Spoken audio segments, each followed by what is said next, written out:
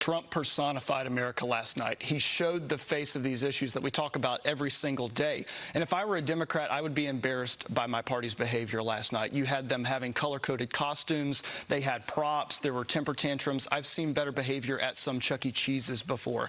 And he was also cognizant of the things that Americans really cared about. He was cognizant of the fact that the tariffs were a major issue. He addressed them. He asked Americans to bear with him, to hold on a little bit. And you've even seen some of the futures bump across the board with the S&P and the Dow saying that, like, we're going to come back now because Lutnick is saying we're going to have these reciprocal trades. We're going to have a trade-off. We're going to make sure that we balance and actually work with one another. And that's the type of leverage that we need here. We want to make sure that we are putting our best foot forward and telling the rest of the world we are going to use these negotiating tools. But if you work with us, we will work with you. And Luke Ball is here this morning with us. Luke, jump in here. Hey, Congressman, the historic position of the House Freedom Caucus has been that stopgaps and a lot of continuing resolutions are not good for the country. They have been staunchly opposed to these in the past, but it seems as if the House Freedom Caucus is open to a continuing resolution to get Trump's priorities across the line and a lot of the DOJ efforts across the line. Does this signal a shift in mentality for the caucus, or is this something unique under the Trump administration? Yeah, I think it's unique under the Trump administration. You have a true leader in the White House. We have a plan that's going to get us and help correct course. It's a big ship. It turns slowly when you talk about the economy. But look, I think we'll have a deal that comes together. I'm on the board of the House Freedom Caucus, and we're working very proactively with the president, with Elon. I talk to both of them on a fairly regular basis. And so as we move forward, I think you're going to see a lot of unity on, again, coming together and finding solutions to fix the problems of the failed Biden policies. And where do you see the offsets in terms of things to cut? Well, I mean, that's a long list. As a fiscal hawk in the House, I would slash and burn lots of agencies and departments. Let's start with the Department of Education.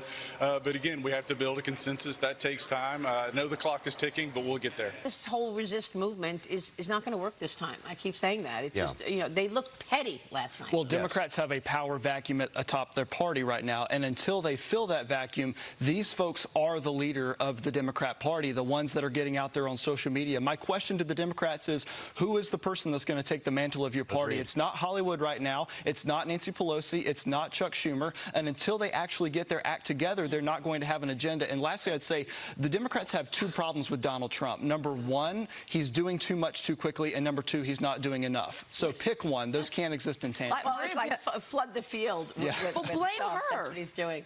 Well, they are not the party that protects women by any means. Trump masterfully positioned the Democrats to stand against America.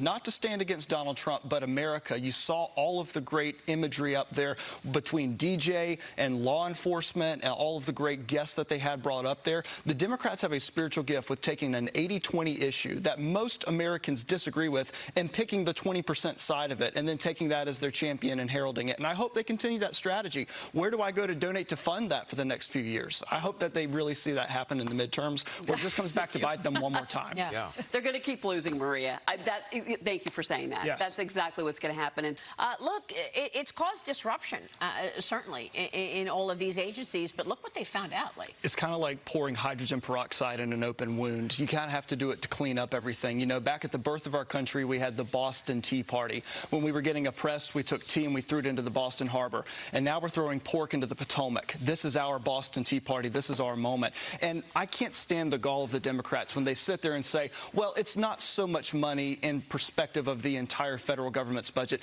Tell that to the blue-collar workers that are sitting at home listening to the Democrats, who will never see that much money in their lifetime, who would have to have thousands and thousands of their paychecks bundled together to equal one line item on the waste, fraud, and abuse that Elon Musk has uncovered. So I don't think that that's a winning message for Democrats. I think over time we're going to see that we have a lot more we could cut. I remember in 2018 when Trump went over to the United Nations and he slammed OPEC and he said that Europe was too reliant, particularly Germany, on Russian oil, and they laughed at him. And then what happened? Oil prices skyrocketed. We had the invasion. We weren't reliant, or they weren't reliant on other sources of that sort of fuel. So he recognizes that's a national security issue for the United States, too, especially on the heels of the Ukraine-Russia conflict and the discussions that happened in the Oval Office last week. I think he's highly cognizant of making sure that we get back to drilling here in the United States and making sure that our national security is solidified. yeah, it's a great point.